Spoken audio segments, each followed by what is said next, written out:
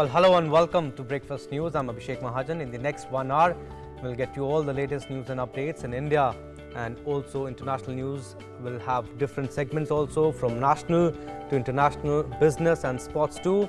We'll also have web review correspondents from across the country will also be joining us with the updates. So it's a power-packed 1 hour. First up, the headlines.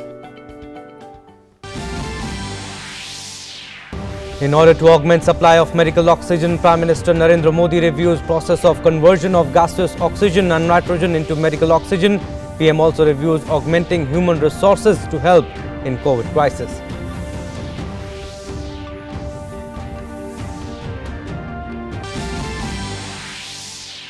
Indian Railway delivers cumulative 1094 metric ton of liquid oxygen. Delhi receives its second oxygen express with 120 metric ton liquid oxygen. Telangana receives its first oxygen express with 63.6 metric ton liquid oxygen.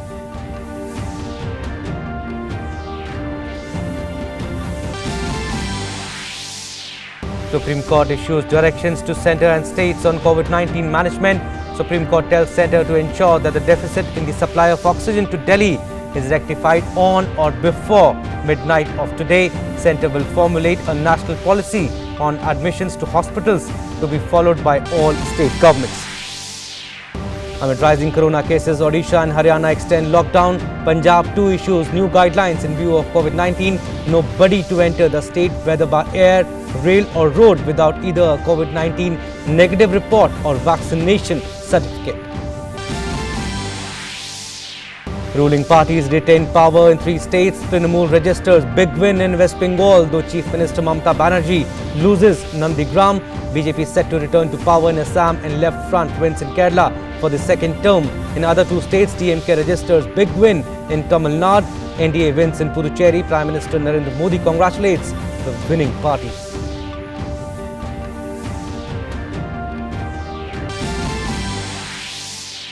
DMK is all set to form the next government in Tamil Nadu. Party President M.K. Stalin to meet newly elected legislators tomorrow to formally elect the new legislative party leader.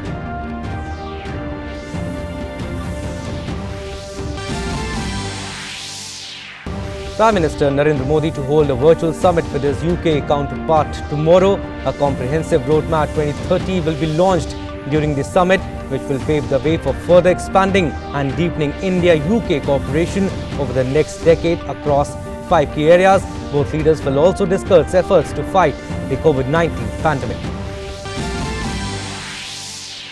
And on the occasion of birth centenary of legendary filmmaker Satyajit Ray, Ministry of Information and Broadcasting announces special award. Information and Broadcasting Minister Prakash Javadekar remembers Satyajit Ray as the great filmmaker who established India in global cinema.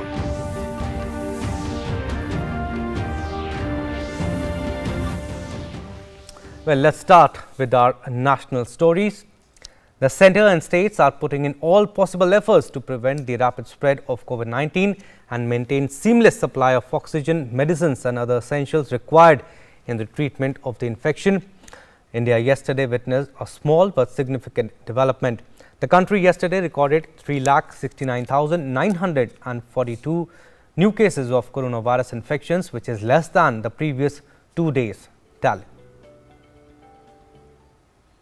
As the war against COVID-19 continues unabated, Prime Minister Narendra Modi is leading the efforts to mitigate the crisis, exploring innovative ways to ramp up supply and availability of oxygen. Prime Minister Narendra Modi has been holding a series of meetings with various stakeholders every day to keep a close watch and address the evolving situation. The Prime Minister today held a virtual meeting with experts to review the availability of oxygen, medicine and human resources to deal with the COVID-19 pandemic. The Prime Minister also reviewed progress of converting nitrogen plants to oxygen plants. Government explores feasibility of conversion of existing nitrogen plants to produce oxygen. Government identifies potential industries for production of oxygen. Nitrogen plants use carbon molecular sieve, CMS. Zeolite molecular sieve ZMS is required for producing oxygen. Replacement of CMS with ZMS to produce oxygen. So far, 14 industries have been identified where conversion of plants is under progress. 37 nitrogen plants have also been identified with the help of industry associations. Nitrogen plants can be used for on-site production of oxygen. Apart from this, Prime Minister Narendra Modi reviewed usage of gaseous oxygen for medical purposes. Many industries like steel plants, refineries with petrochemical units, industries using rich combustion process, power plants and so on have oxygen plants which produce gaseous oxygen which is used in the process. This oxygen can be tapped for medical purposes. The PM also reviewed identification of industrial units which produce gaseous oxygen. Steel plants, refineries have oxygen plants which produce gaseous oxygen. This oxygen can be tapped for medical purposes. 10,000 oxygenated beds are expected to be made available in a short period. State governments have been encouraged to set up more of such facilities. The Prime Minister also reviewed the human resource situation in dealing with the COVID-19 pandemic and ways to augment it. Bureau Report, DD India. And the Supreme Court has told the centre to ensure that the deficit in the supply of oxygen to the Delhi is rectified on or before the midnight today. It has further advised the central government in collaboration with the states to prepare a buffer stock of oxygen for emergency purposes and decentralize the location of the emergency stocks.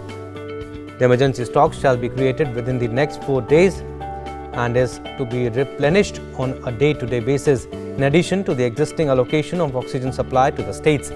Central government and state governments shall notify all Chief Secretaries, Director General of Police, Commissioner of Police, and that any clampdown on information on social media or harassment caused to individuals seeking delivering help on any platform will attract a coercive exercise of jurisdiction by the court. A copy of this order shall be sent to all district magistrates in the country.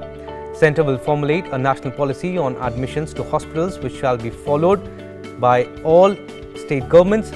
No patient shall be denied hospitalization or essential drugs in any state's UTs for lack of local residential proof of that state UT or even in the absence of identity proof.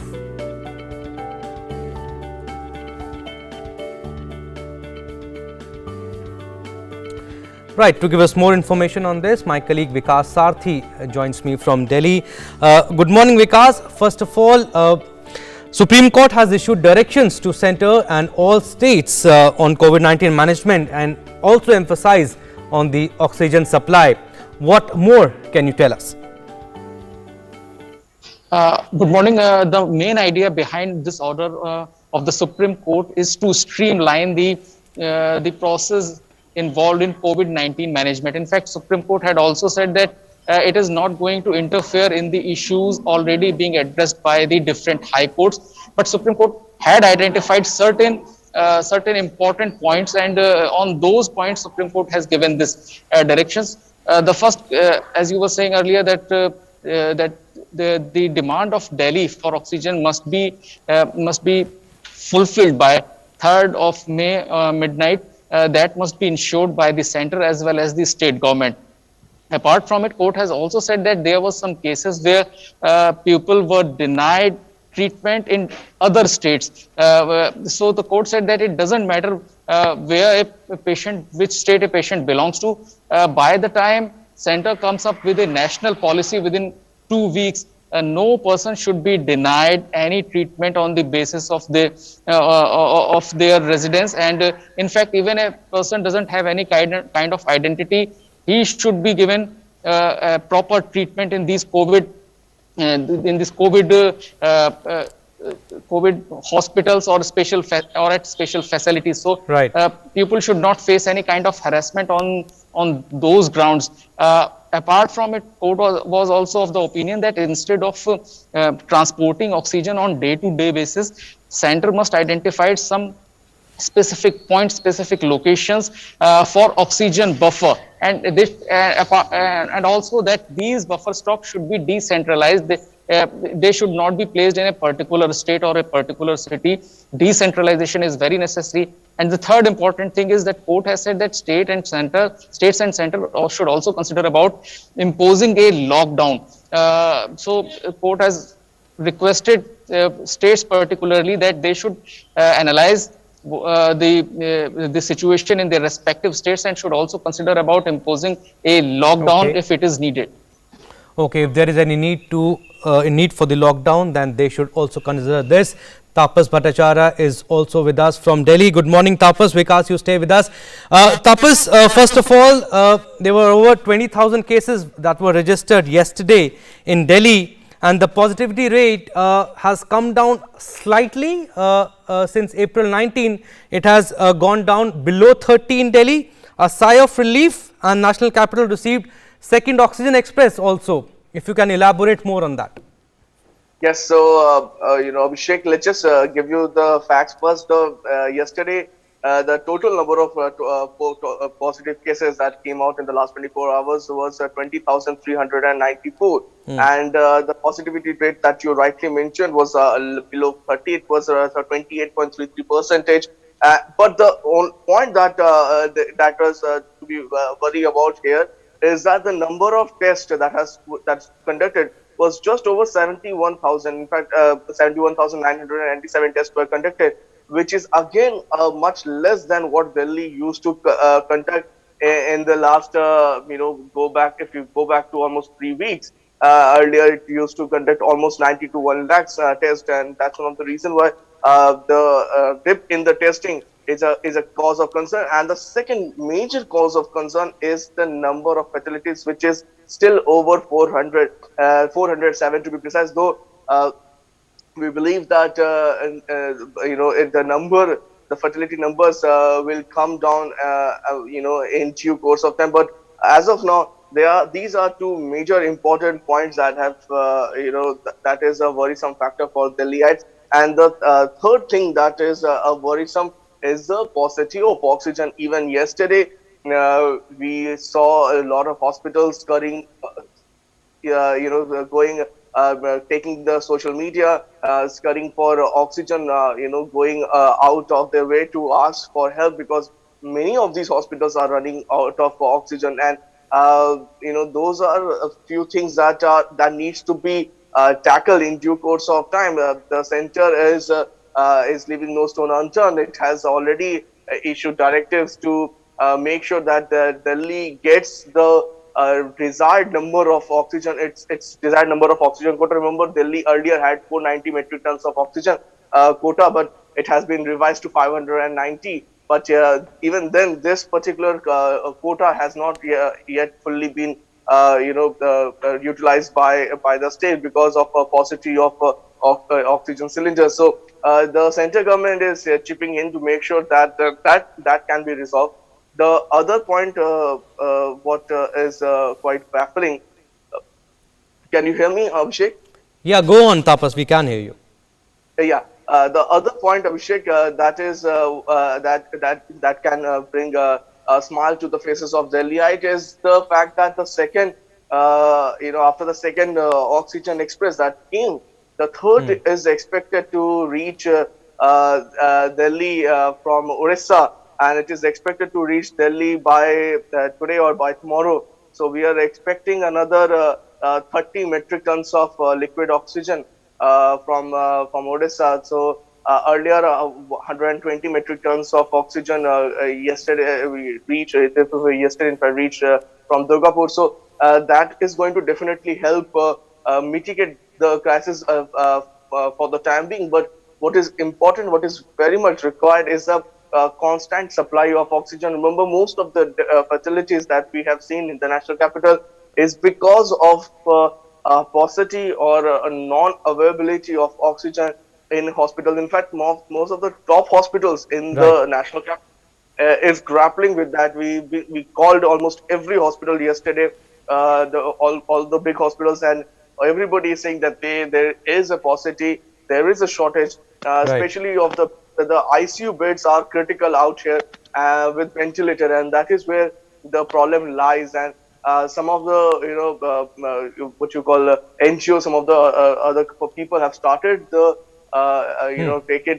have taken things in their hands, but the major thing is that the Delhiites is still grappling with the supply oxygen. chain of oxygen. Yeah. Yes, Absolutely, Tapas. And the third and largest phase of vaccination will also start in Delhi from today. That's what we are hearing. I'll ask you a question on that. You stay with us. But Vikas, he's still with us. Vikas, Supreme Court orders that the central government within 2 weeks should formulate a national policy on the admissions to hospitals, which shall be followed by the all states. If you can elaborate more on this.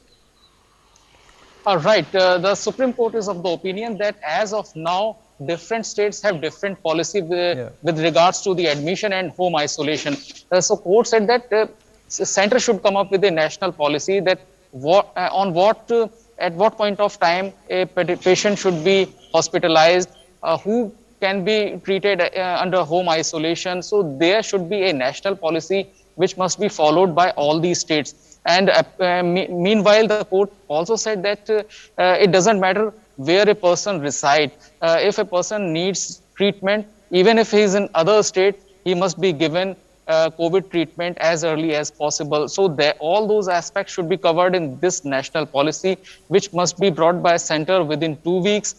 So the idea behind this policy is to bring a specific guideline that what should be the criteria for hospitalization and home isolation, and apart from that, to streamline these, to remove these kind of issues, whether a person should be treated in his home state or he can be given treatment in neighboring state where medical facilities are better than other states. So these are the issues which should be dealt in this national policy. Right, Vikas, thank you for bringing us up to speed on COVID, and Tapas, thanks to you also for giving us those vital inputs.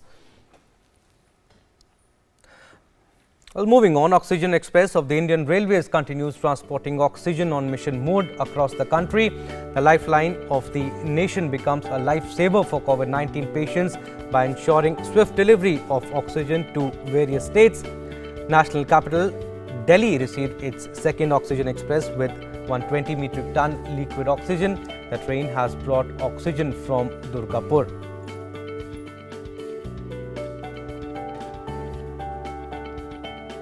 Oxygen Express from Angul, Odisha has reached Secunderabad, Telangana, carrying oxygen to the state for COVID-19 patients.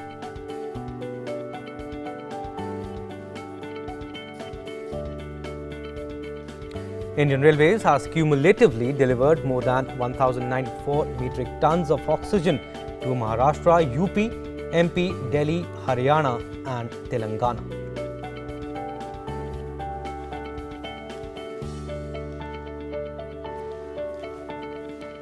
And strengthening the capabilities of the nation in the united fight against COVID, the Ministry of Railways has, amongst its multi-pronged initiatives, deployed nearly isolation coaches with beds. In recent efforts, Indian Railways has deployed 10 isolation coaches at Dimapur, Nagaland. 213 COVID care coaches with a bed capacity of nearly 3,400 have been handed over to states and are being utilized in Delhi, Maharashtra and Madhya Pradesh. These isolation coaches can be easily moved and positioned at places of demand on the Indian Railways network.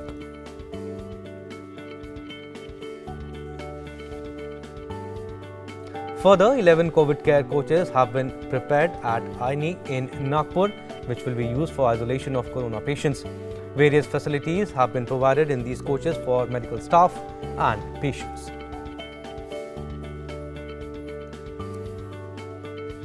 And Odisha government has also announced a 14-day lockdown between May 5th and 19th to break the chain of transmission as the state sees a spike in COVID cases. Complete lockdown will be observed on the weekends, while restricted movement will be allowed on the weekdays. People will have access to groceries that are in a 500-meter radius from their homes between 6 a.m. and 12 p.m. as per the state orders. Haryana has announced complete lockdown from today till May 9th in view of rising COVID cases. Chief Minister announced this while interacting with media at Sirsa yesterday. Gurgaon, Faridabad, Panchkula, Sonipat, Rohtak, Karnal, Hisar, Sirsa and Fatehabad are the highest contributors to the state's COVID-19 caseload. Chief Minister Manohar Lal Khattar had earlier asked authorities to take strict action against anyone found indulging in black marketing and hoarding of medical oxygen, cylinders and other medical devices or antiviral injections used in the treatment of COVID-19 patients.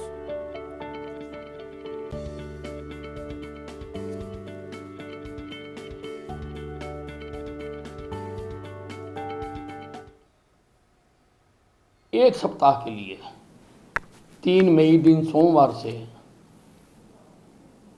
पूर्ण lockdown Haryana में लगाया जाए ताकि इसकी chain को तोड़ा जा सके।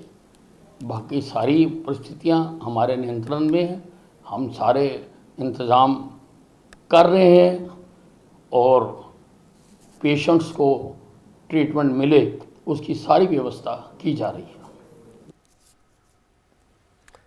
And in view of the alarming rise of COVID-19 cases in Punjab, the state government has imposed stricter curbs in the state till 15th May. And as per the orders, nobody should enter the state whether by air, rail or road without either a COVID-19 negative report not more than 72 hours old or a vaccination certificate of at least 1 dose over 2 weeks old. All shops selling non-essential items will remain closed while essential ones will remain open. Essential items include chemist shop, shop selling vegetables, fruits, dairy and poultry and mobile repair shop. No restrictions imposed on laboratories, nursing homes and all other medical establishments. Maharashtra now, people from across Maharashtra who have recovered from COVID-19 have shared their experiences with the positivity that one can overcome the virus by following COVID appropriate behavior at home and by following government protocols. They have also shared the importance of yoga, which helps us build strong physical, mental and spiritual health system. Let's listen in. मेरे पास ये message आया कि मैं कोविड-19 positive हूँ। Doctors ने मुझे सलाह दी कि आप अपने आप को होम आइसोलेट करें और उन्होंने कुछ मुझे दवाइयाँ दी, किट्स दी। डॉक्टर्स ने जो बातें मुझे हिदायत के रूप में दी थी, मैंने उसे मंत्र के रूप में स्वीकार किया और अपने घर में रहते हुए मैंने घर में रहने के दौरान भी मैंने मास्क का नियमित रूप से इस्तेमाल किया। हाथों को लगातार साफ करता रहा सैनिटाइजर और साबुन से। मैंने तो होम आइसोलेशन में रहते हुए अपने आप को पूर्ण स्वस्थ किया। मैं आज आपके सामने हूं। उम्मीद है हम और आप सभी होम आइसोलेशन में रहते हुए कोविड-19 की गाइडलाइन का पालन करेंगे और कोविड-19 के खिलाफ जो एक जंग पूरे भारत में इस समय लड़ी जा रही है, अपने आप को एक वॉरियर, एक योद्धा के रूप में हम और आप सब स्थापित करके उस जंग को जीतने में एक महत्वपूर्ण भूमिका निभाएंगे। Right, very positive message coming out there by the people of Maharashtra, and it's very, very important to follow the government protocols and also to wear masks like we are following in DD News and DD India also. And if you are eligible for the vaccination, go and get yourself inoculated, and most of us are now, since the third phase has also started. And now, right, let's listen in now to more visual bites and what people of Maharashtra are saying. कुछ ही दिन पहले मुझे corona में positive आया था, लेकिन उससे मैं डरा नहीं। मैंने अपना मनोबल अच्छा रखा और डॉक्टर की पूरी सलाह से दवाइयाँ ली और जो भी खाने के या प्रोटीन्स जो खाना है वो अच्छी तरह खाया, विटामिन सी या जो भी है वो अच्छी तरह खाया, व्यायाम किया, प्राणायाम किया। मुझे लगता है कि आज 15 दिन हो गए हैं। स्कूल चालू करने के लिए जब शासन ने हमें आरटीपीसीआर करने की सलाह दी तो हमने आरटीपीसीआर टेस्ट की, वहाँ में पॉजिटिव पाया गया तो तुरंत मुझे जिला रुग्णालय ओरस में भर्ती करा दिया गया। वहाँ पर मैं 10 दिन रहा। वहाँ में मुझे अच्छी तरह से खाना, प्रोटीन युक्त खाना और सही समय पर इलाज किया गया, इसलिए मैं 10 दिन के अंदर पूरी तरह तंदुरुस्त हो गया हूँ। Right now, our correspondent Shama Mishra is joining us live from Mumbai. Good morning, Shama. First of all, Maharashtra reported nearly 56,000 cases yesterday and 669 deaths. Cases are slightly less, but again, death toll is a concern, and the positive rate is around 17.08%. New cases less, but again, death toll, it's not a good news. Right, we have been, talking about this particular fact that the fatalities are not coming down, and overall Maharashtra figure is also not coming down. But yesterday we did see that the number had come down slightly below the 60,000 mark, and this has been, the 65,000 to 66.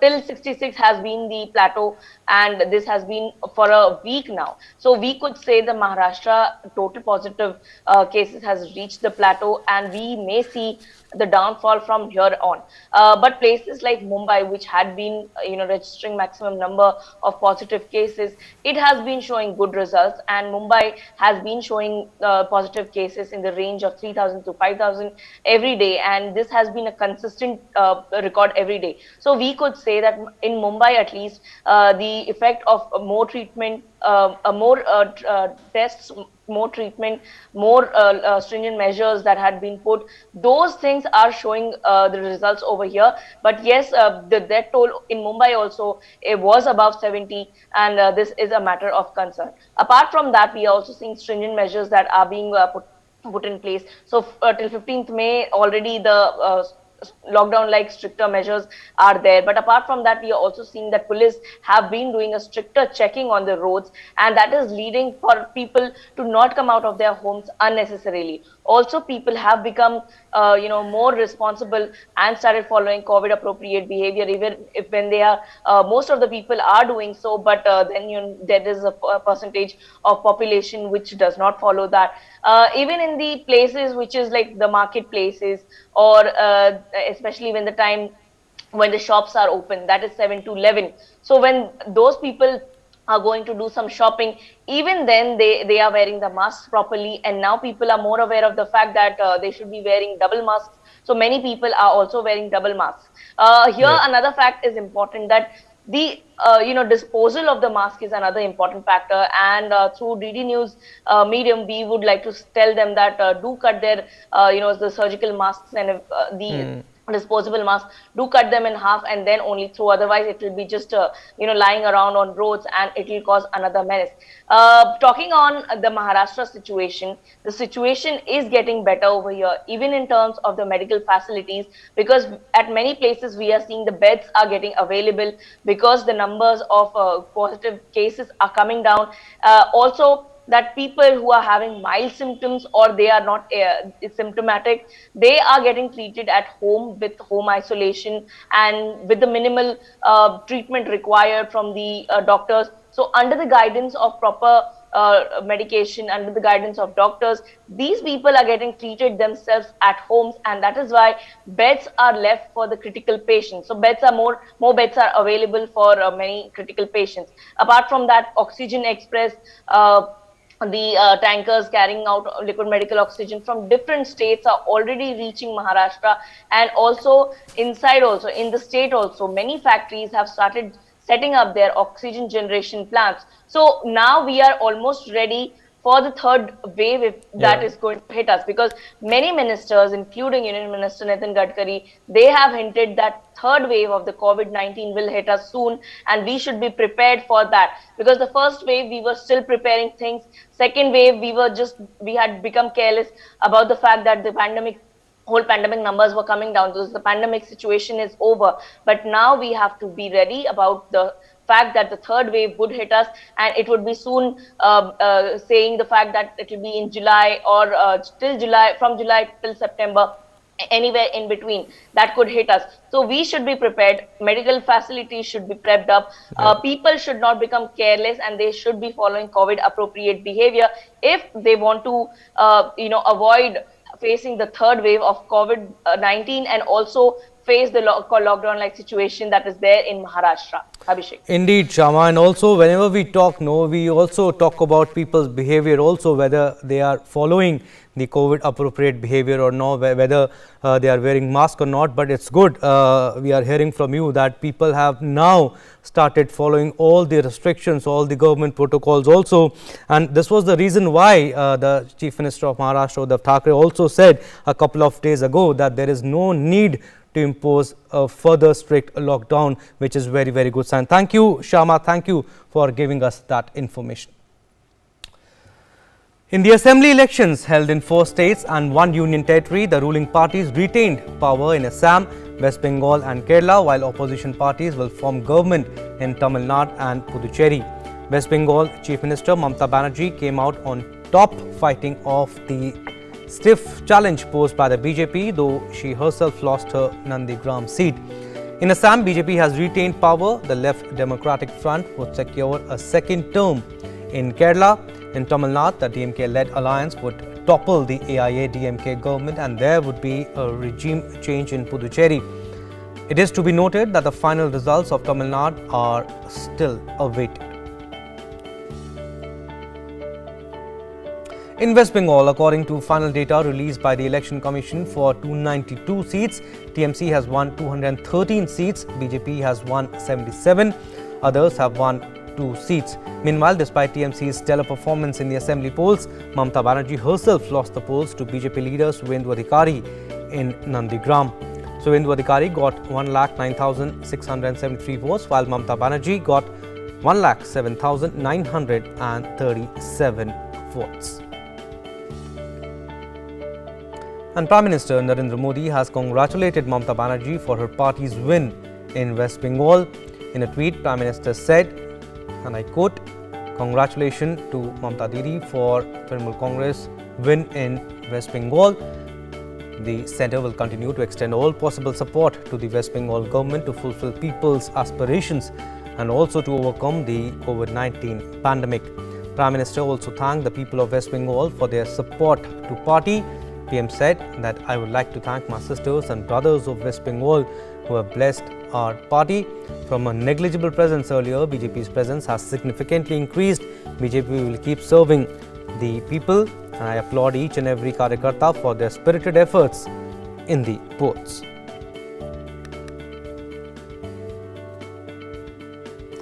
Meanwhile, Bharatiya Janata Party said that it will play a constructive role as opposition in West Bengal.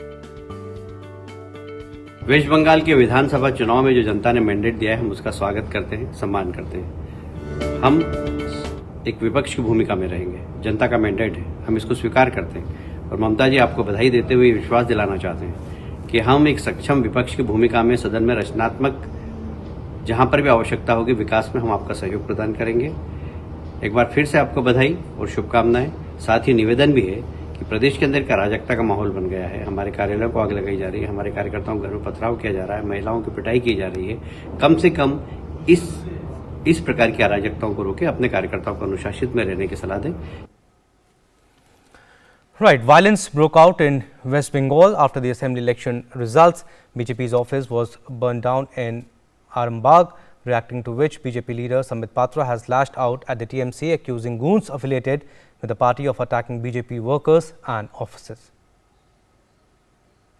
Bengal के नतीजों के बाद जिस प्रकार से आगजनी हो रही है, जिस प्रकार से भारतीय जनता पार्टी के कार्यालयों के ऊपर हमले हो रहे हैं, जिस प्रकार से हिंसा व्याप्त हो रहा है बंगाल के अंदर, ये चिंताजनक है। हमने सारे एविडेंसेस के साथ, वीडियोस के साथ इन विषयों को मीडिया के सामने भी रखा और स्थानीय प्रशासन को भी इन विषयों से अवगत कराया, मगर बड़े दुख के साथ कहना पड़ रहा है, उसके बाद आदरणीय ममता बनर्जी ने प्रेस कॉन्फ्रेंस भी किया, मगर इस विषय को कहीं भी अपने संज्ञान में नहीं लिया।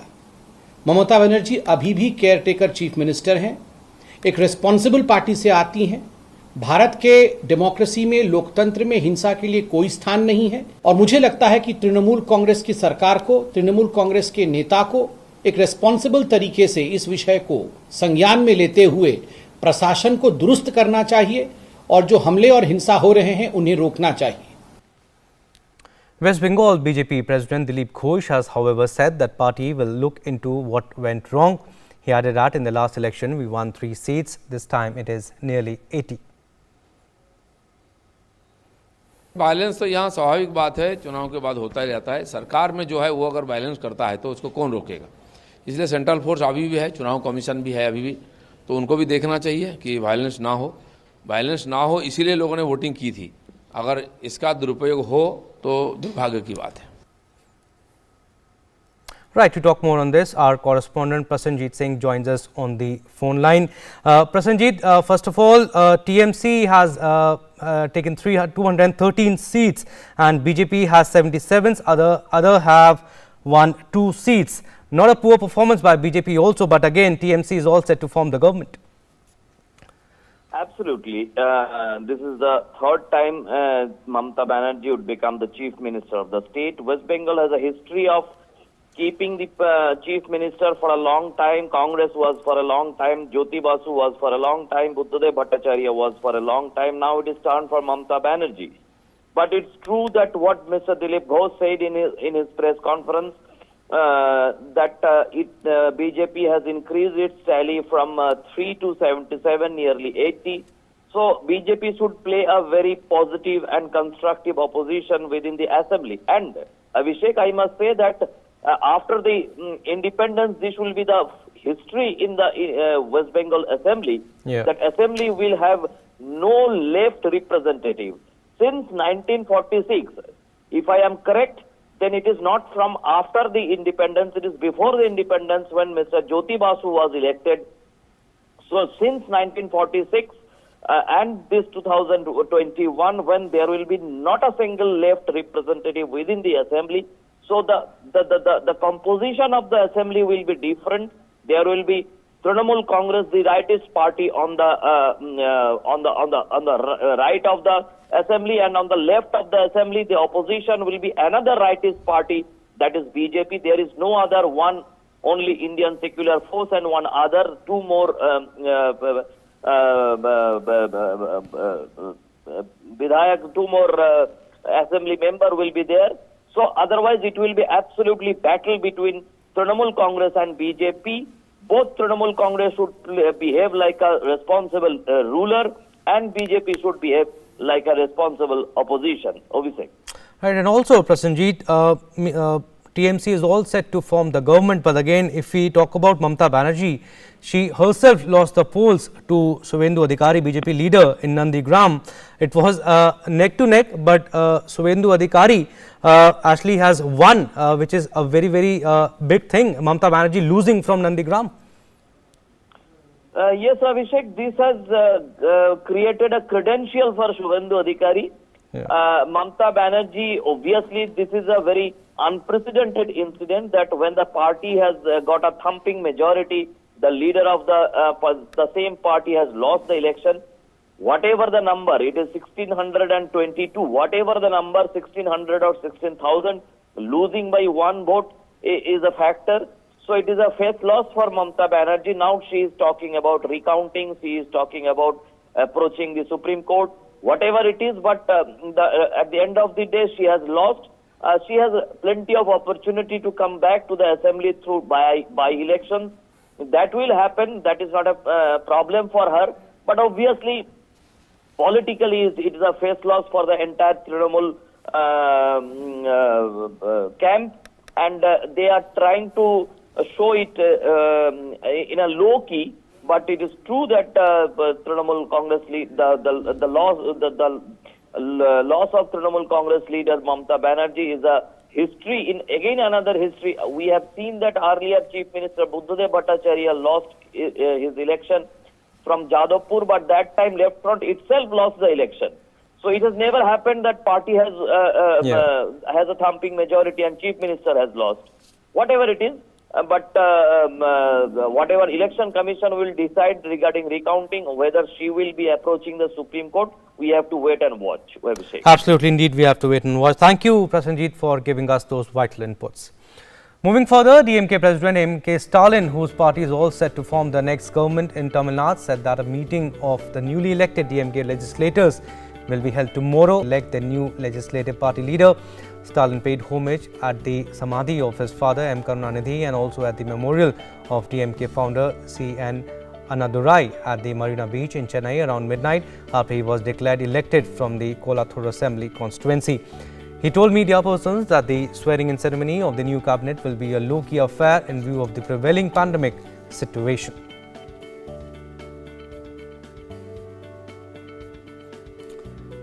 Right, Philip Matthew, our correspondent, is with us. We'll talk more on this. Good morning, Philip. First of all, DMK President M.K. Stalin, whose party is all set to form the next government in Tamil Nadu. The meeting of the newly elected DMK legislators will be held tomorrow to formally elect the new legislative party leader. That's right. In fact, DMK President M.K. Stalin, the moment he won his election from the constituency of Kolathur, the first thing he did was to take the certificate of election and, visit his father's memorial on the Marina Beach in Chennai.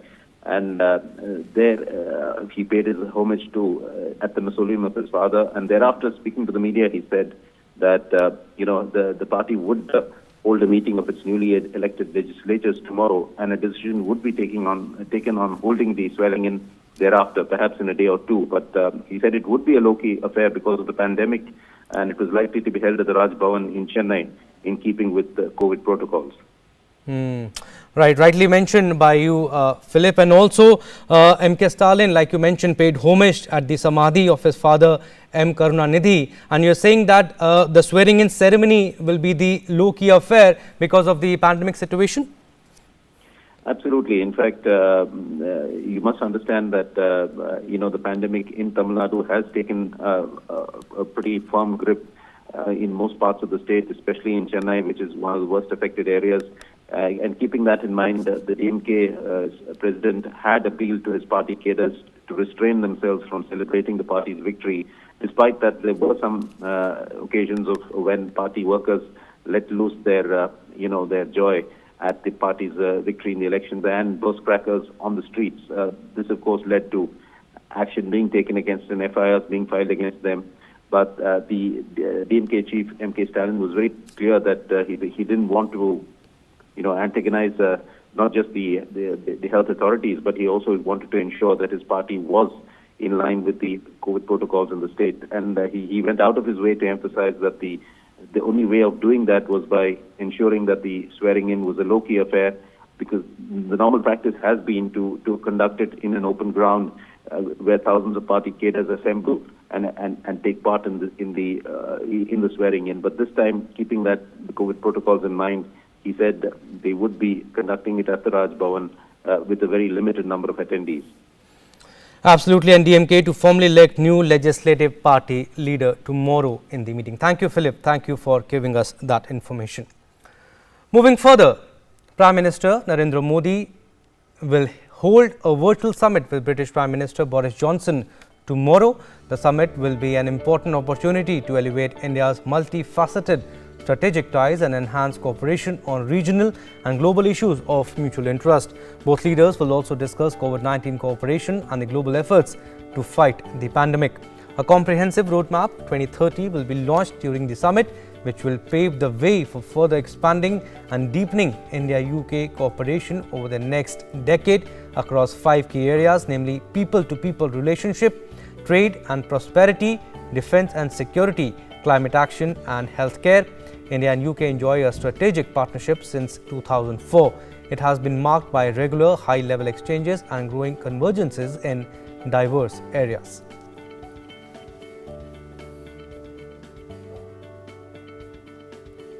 Now, External Affairs Minister Dr. S. Jaishankar will leave for London today on a 4-day visit to participate in the G7 Foreign Ministers meeting. India has been invited as a guest country in the meeting. He will thereafter undertake a bilateral visit to the UK. Now, let's move on to our next section, where we bring you news from across the globe.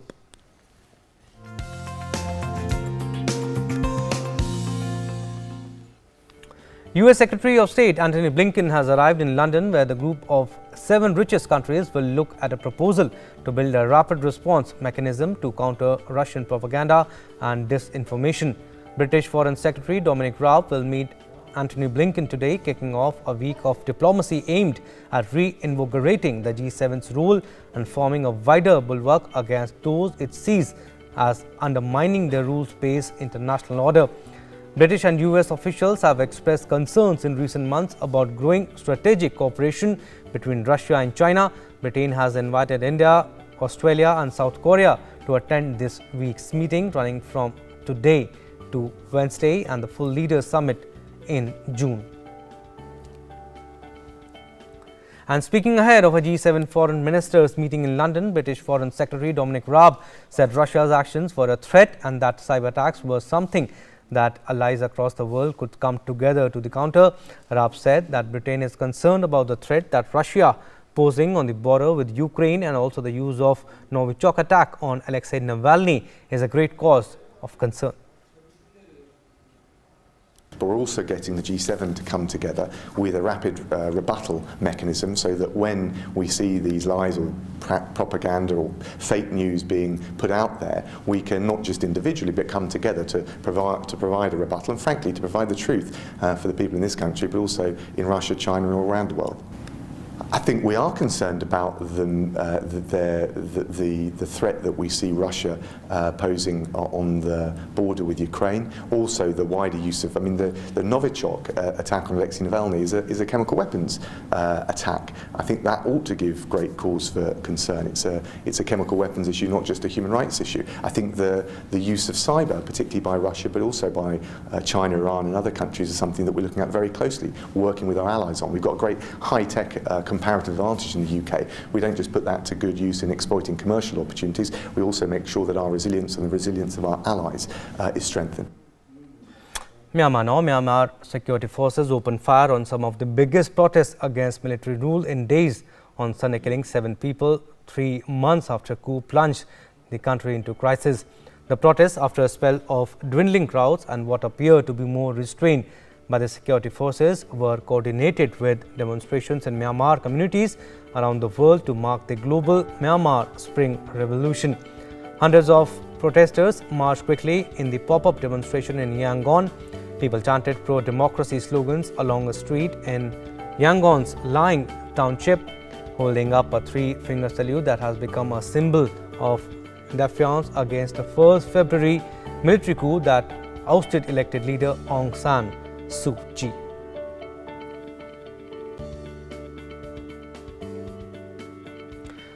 Let's now take a look at updates on COVID-19 from across the globe. So total cases across the globe is 15.34 crore, total recoveries 13.07 crore, and total death fatalities are 32.16 lakh, and in US the total number of cases are 3.31 crore. The United States continues to be the worst affected country by COVID-19. In Argentina, COVID-19 cases crossed 3 million mark since the pandemic began. Hospitals across the country are full to capacity despite toughened government measures to bring down the spread of infections. The country's health ministry said there were 11,394 new cases over the last 24-hour period, bringing up the grim new milestone with 156 new deaths, taking fatalities to 64,252. However, the government has unveiled a new round of tougher restrictions as a second wave of infections has battered the country, but medical staff said it was still not enough. Experts believe the key to a recovery would be speeding up a stalled vaccination campaign. Otherwise, they warn hospitals would be overwhelmed. Meanwhile, the COVID-19 situation in Brazil is worsening as the South American country has become the second country to pass 4 lakh COVID-19 deaths after the United States. Over 28,900 new cases reported over the last 24-hour period, while with 1,210 new fatalities, the death toll crossed over 4,07,000.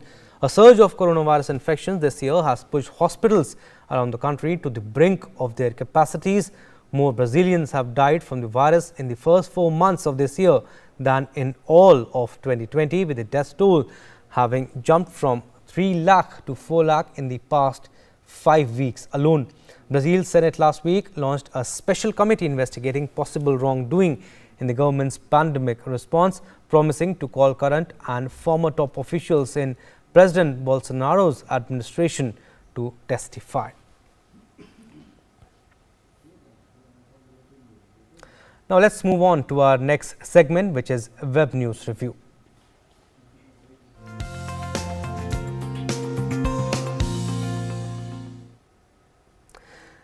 Well, my colleague Abhishek Jha is with us for Web Review. Over to you, Abhishek.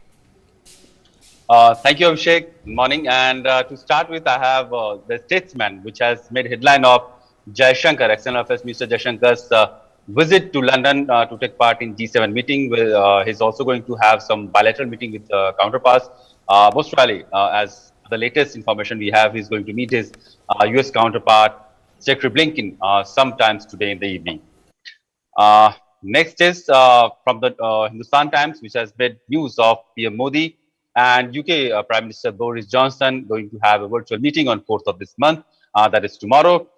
During the meeting, Prime Minister Modi and British counterpart will launch a comprehensive roadmap 2030 to expand and deepen bilateral cooperation over the next decade between India and UK.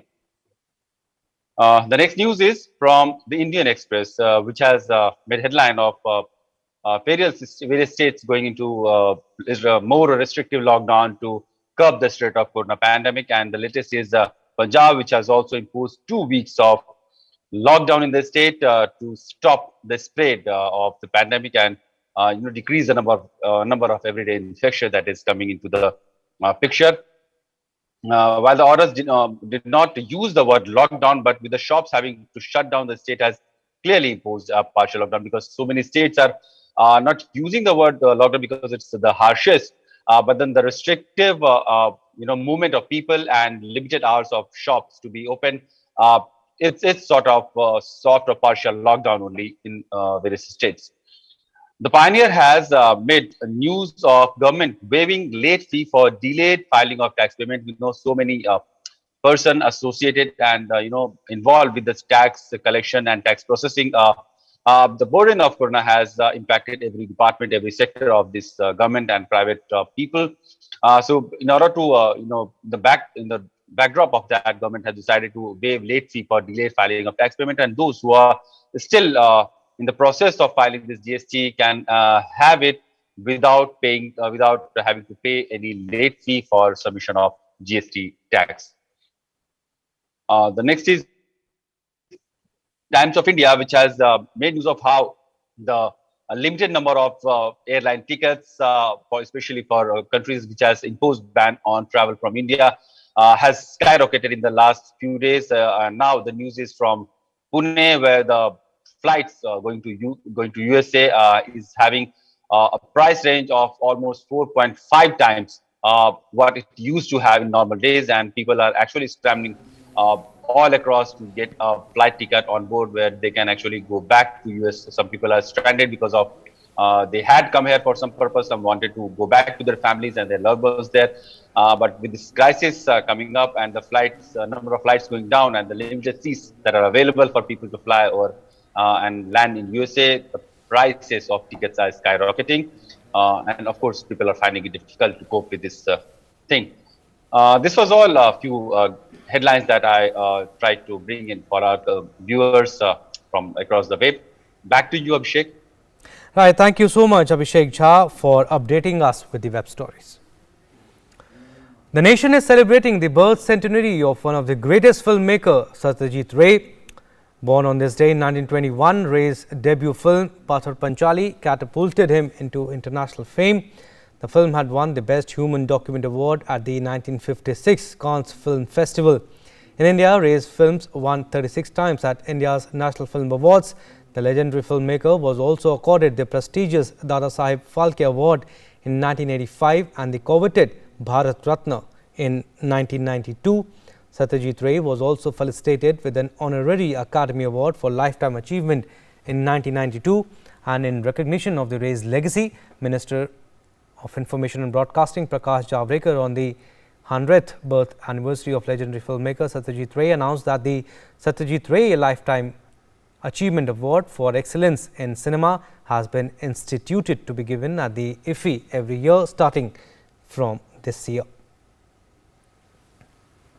Now let's take a look at today's weather forecast.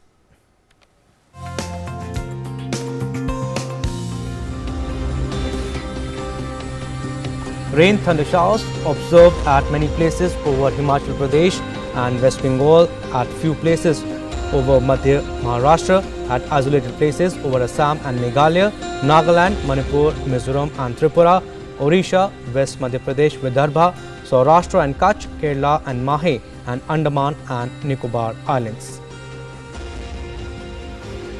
Now let's take a look at the weather across India.